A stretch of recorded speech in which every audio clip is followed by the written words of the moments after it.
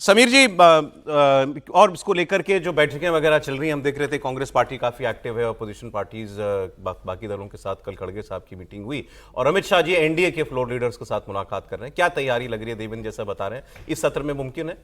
बिल्कुल, निश्चित रूप से मुझे लगता है कि अब केंद्र सरकार को लग रहा है कि अगर ये अभी लेकर नहीं आए तो फिर ये 5 साल के लिए टल जाएगा। 2029 में सरकार चाह रही है कि इसको लेकर आ जाए, और अगर अभी नहीं लाएंगे तो फिर 5 साल तक सरकार इंतजार करना नहीं चाहती। लेकिन मुझे इस बात को ये लगता है कि जब 2023 में सरकार ने संविधान का 106वां संविधान संशोधन करके जब इसको नारी वंदन अधिनियम बिल पास किया था, तमाम बड़े दलों ने उसका समर्थन किया था, कांग्रेस ने इसका समर्थन किया था, लोकसभा और राज्यसभा में ये पास हो गया था। जब सरकार को ये पता था कि भाई ये परिसीमन होगा, जनगणना होगी, उसके बाद परिसीमन होगा, उसके बाद ये लागू होना है, तो सरकार 2011 की जनगणना पे क्यों अब जा रही है? भाई 15 साल के अंदर तो देश की जनगणना, जनसंख्या बहुत बदली होगी। और यही केंद्र सरकार ने कहा था कि 2000 की जो जनगणना हुई थी वो कोई बहुत साइंटिफिक तरीके से नहीं हुई थी, उसमें अंदर बहुत ज्यादा इफ एंड बट्स से, तो हम 2021 में जो करेंगे बहुत प्रॉपर जनगणना होगी और उसके आधार पर परिसीमन होगा और उसके आधार से सीटें तय होगी। अब 15 साल पुरानी की जनगणना के आधार पर आप 2029 के अंदर मुझे लगता है करने जा रहे हो।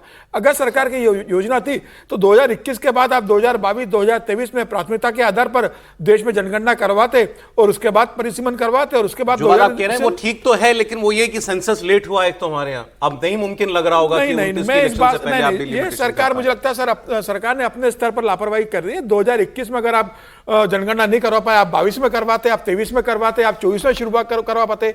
5 साल आप जनगणना नहीं करवा पा रहे और अब आप कह रहे हो कि हम 2011 के हिसाब से करेंगे।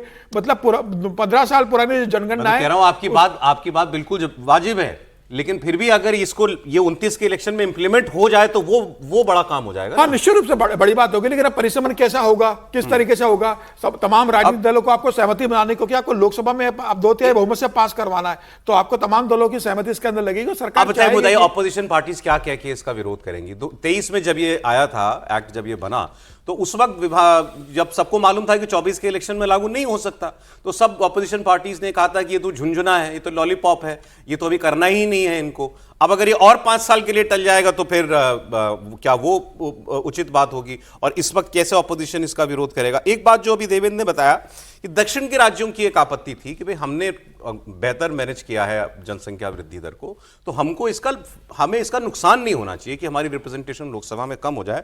तो जो सेम प्रोपोर्शन जिसमें सभी राज्यों में अब सीटें बढ़ सकती हैं, अब उसका अनुमान ही है।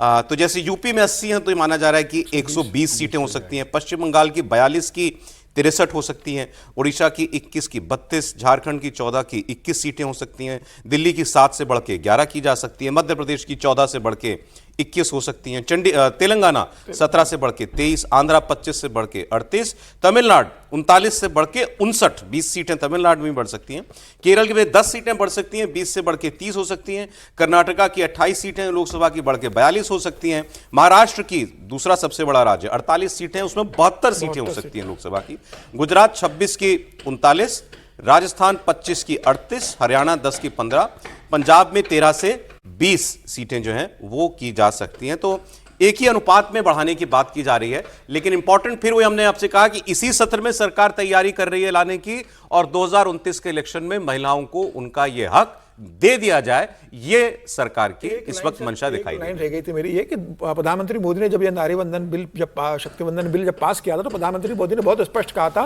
कि अगला लोकसभा चुनाव में महिलाओं को 33% आरक्षण देंगे और महिलाओं की संख्या चाहते हैं कि विधानसभा और लोकसभा में बढ़े। तो मुझे लगता है जो प्रधानमंत्री मोदी का कमिटमेंट था वो सरकार पूरा करना चाह रही है और एक अच्छी शुरुआत है कि 2029 में इसी सत्र में करने की तैयारी में सरकार। नहीं, मुझे लगता है कि बहुत दूरदृष्टि रखकर नरेंद्र मोदी की सरकार ने काम किया है।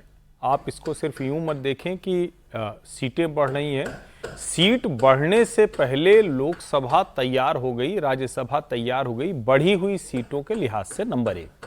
नंबर 2 ये कि चूंकि बीच में लगातार इस तरह की घटनाएं हुई, कोविड काल हुआ, दूसरी चीजें हुई और फिर चुनाव आ गया, तो वो बड़ा विचित्र होता। आप 2021 में वो देखते हैं, उसके बाद अगर उसको शुरू करते तो 2024 का चुनाव आ जाता, उसके बीच में सेंसस चल रहा होता, जो सबसे बड़ी मुश्किल होती है ऐसी चीजों में। अभी सरकार ने सेंसस का प्रोसेस शुरू किया है, शुरू होगा वो अप्रैल से, लेकिन प्रोसेस शुरू कर दिया है। उसके लिए उन्होंने एक बाकायदा पोर्टल कर दिया है कि उस पर आप जाके रजिस्टर करिए और अपना एक नंबर ले लीजिए, इससे जब वो आए तो आसानी हो, जो आपके घर वो एनुमरेशन फॉर्म लेकर आए। इसका सीधा सा मतलब हुआ कि सरकार को वो टाइमलाइन पता है, यानी 26 में शुरू होगा तो 27-28 के पहले तो हर हाल में हो जाएगा। 29 का लोकसभा चुनाव वो पूरी तरह से 33% महिला आरक्षण के साथ, और महिला आरक्षण हो तो किसी भी तरह से ये ना लगे कि उनको हिस्सा किसी का दिया गया, उनको अपना हिस्सा मिला है। और जो जनसंख्या बढ़ी हुई है उसके अनुपात में, जैसे मान लीजिए कि जहां 2 लोकसभा सीटें हैं वहां 3 लोकसभा सीट हो जाएंगी। एक इसको अगर बहुत आसानी से समझे कि वो 543 और 816 को समझे तो सीधे सीधे वो बढ़ जाएगी, 1.5 गुना लगभग हो जाएगी जो लोकसभा की सीटें हैं।